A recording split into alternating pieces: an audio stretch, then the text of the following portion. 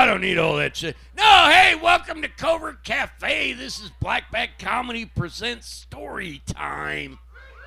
There it is. That's what I want. And you're like, what the? Why is this guy yelling at me? I just talk loud. It's one of those things. I got in trouble for it as a child, and I kept it going just because I got in trouble for it. No, this is Blackback Comedy Presents at the Covert Cafe. It's story time, and the topic for story time this month is resolutions. And that means the comics are going to come up here and they're going to tell at least one joke about a resolution.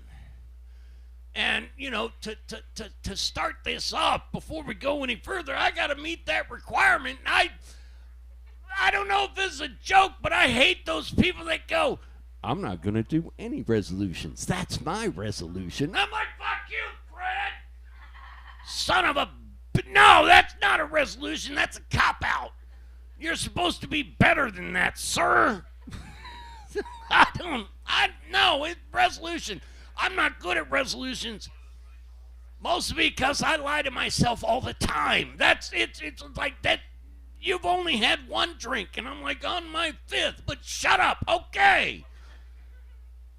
Wow, okay, sorry. A little too much honesty for you in this evening. That's okay. This is Blackback Comedy, and what that means is Blackback Comedy has been in the PDX Vancouver scene for the last 6 years. We've been producing shows and venues, making people laugh, hopefully. Not all the time. Okay, just that once was bad, but everything else has been perfect.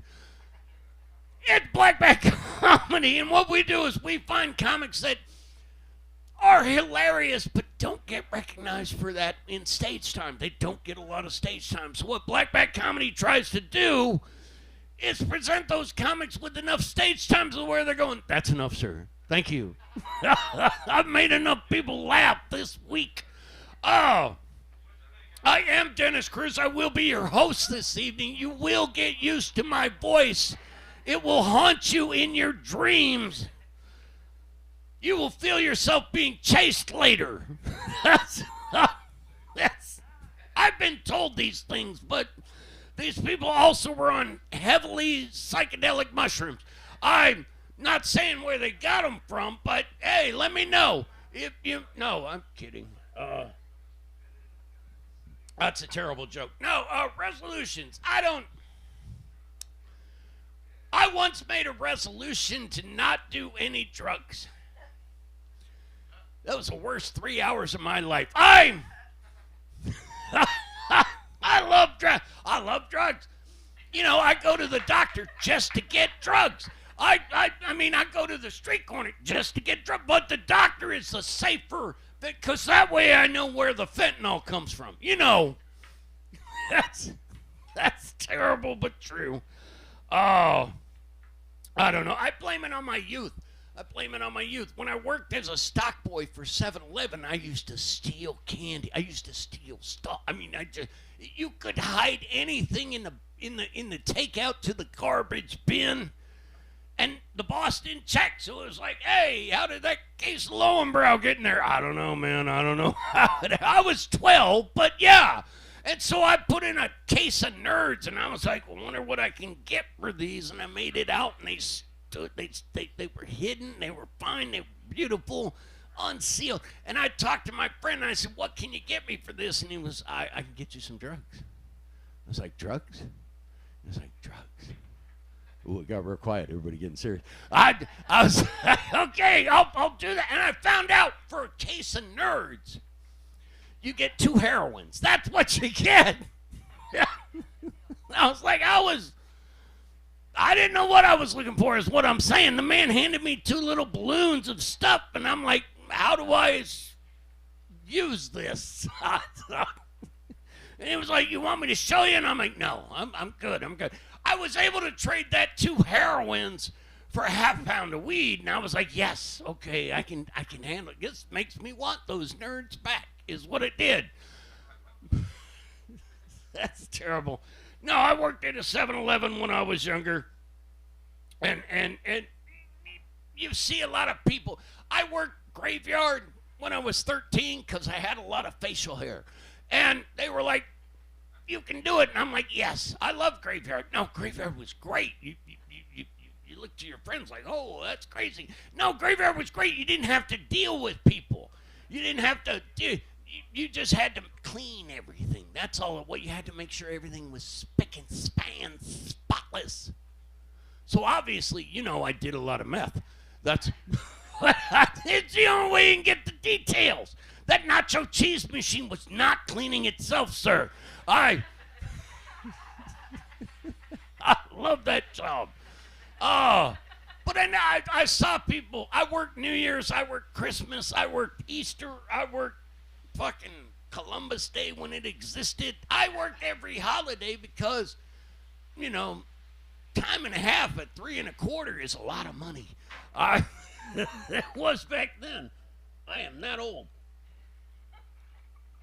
But I'd see these people coming in on New Year's and they're going, oh, my resolution is I'm never going to drink again after this New Year's Eve. I'm never drinking again. Not going to drink again. And I'm like, do you want to just name what you're not going to drink again? Because tomorrow you're going to be in for something else. But I had one guy going, I'm swearing off the Mad Dog grape. And I'm like, grape, we got a peach. And he was like, really? It's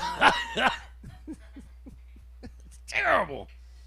I'm just talking about my alcoholism. That's literally all it is.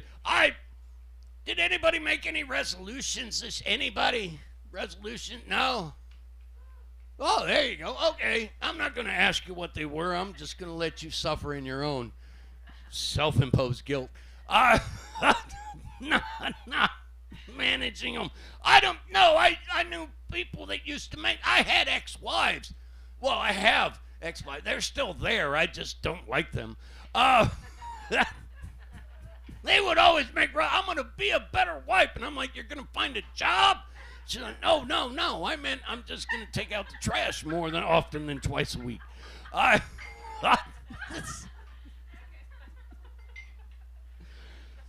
shouldn't talk bad about my ex-wife, but I can because I still pay some of them alimony, is what I'm saying. I just finished paying off an alimony after 25 years. 25 years of alimony. I finished paying it off. So I'm thinking with all this extra money, I can afford another ex-wife. I'm kidding. Maybe. I don't know. I appreciate you coming out. I appreciate you supporting local comedy. We do have a few rules that we have to go over. If a comic is up here on the stage performing, it's just polite not to talk to them unless they interact with you. If a comic looks at you and goes, what do you think? You have every right to tell them to fuck themselves. If you decide to do that, that's fine. But don't do it just randomly. Okay, they're up here doing a bit. They're up here doing a set. They're up here telling jokes. Let them. Be nice, be kind, listen, laugh, enjoy the evening. Don't get all crazy. These are jokes. They're not world events. There's nothing that's going to change everybody's tomorrow except for me. But we'll talk about that later. I am Dennis Cruz. Like I said, I will be your host for this evening.